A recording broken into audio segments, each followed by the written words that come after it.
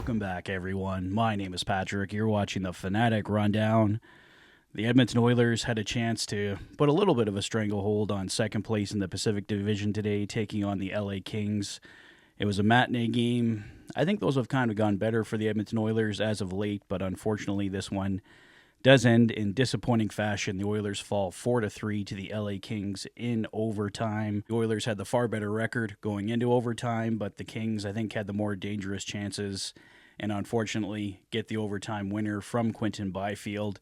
There was a bit of controversy on the Kings' overtime game-winning goal.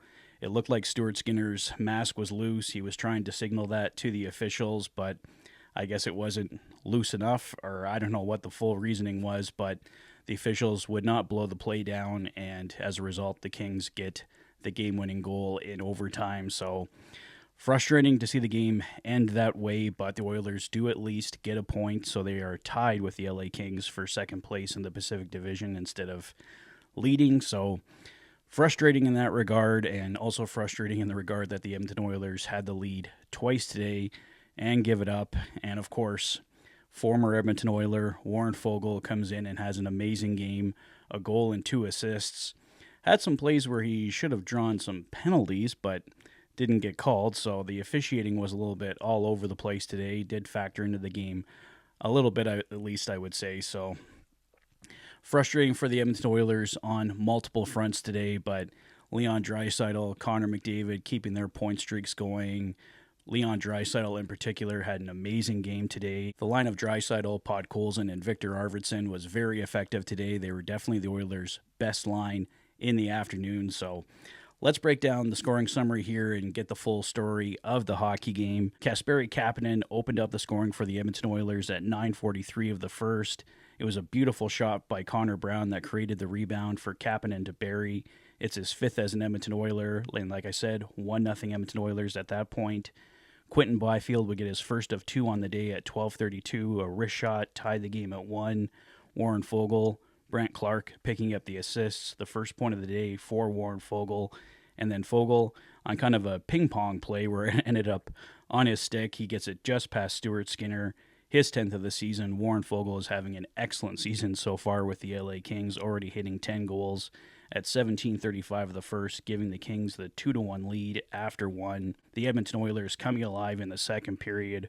Ryan Nugent-Hopkins coming back today, scores a power play goal from Connor McDavid and Zach Hyman at 3:20, tying the game at 2.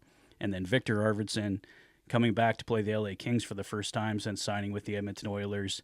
He gets a goal as well, his 4th of the season from Podkolzin and Draisaitl. Leon Draisaitl creating that goal with a fantastic turnover off of Gavrikov, fed it to Podkolzin, and Podkolzin a beautiful setup for Victor Arvidsson. And the Oilers had the 3-2 lead at 11:59 of the second. Unfortunately, it would be all downhill from there. Tanner Jeannot tying it at 2:32 on a beautiful shot pass from Jordan Spence. Warren Foegele also picking up the assist on that one. 3-3 at that point. And then, like I said, Quinton Byfield with the questionable goal in overtime for the LA Kings, but it counts. It's the second goal of the day for Quinton Byfield, and the Kings pick up the 4-3 overtime victory. So like I said, it's a frustrating day here for the Oilers, for Oilers fans. They had 2 leads today, blew both those leads, lose on a controversial call in overtime, and a former Edmonton Oiler, Warren Foegele, with 3 points today against his former team. Victor Arvidsson at least getting a goal back here for the Edmonton Oilers, but no two ways around it. A very frustrating afternoon for the Edmonton Oilers, and unfortunately they fall 4-3 for a second-place tie now with the LA Kings in the Pacific Division. So don't have much more to say on this one, guys. It was a frustrating one, as I've repeated many times here. So hopefully the Oilers can get back at it tomorrow when they take on the Anaheim Ducks once again at 2 p.m. Expecting Calvin Pickard to get the start for the Oilers tomorrow with the back-to-back, and the Oilers have been pretty much manhandling the Anaheim Ducks over the last few years, so they should hopefully be able to come back and get back in the win column here. But yeah, definitely looking for a great rebound performance after a kind of an iffy game here with the LA Kings. I don't think the Oilers were terrible by any stretch, but a few plays here and there failing to hold on to the lead, so they can definitely be better against the Anaheim Ducks tomorrow. So I'll wrap it up there for now, guys. Let me know your thoughts on the game in the comment section below.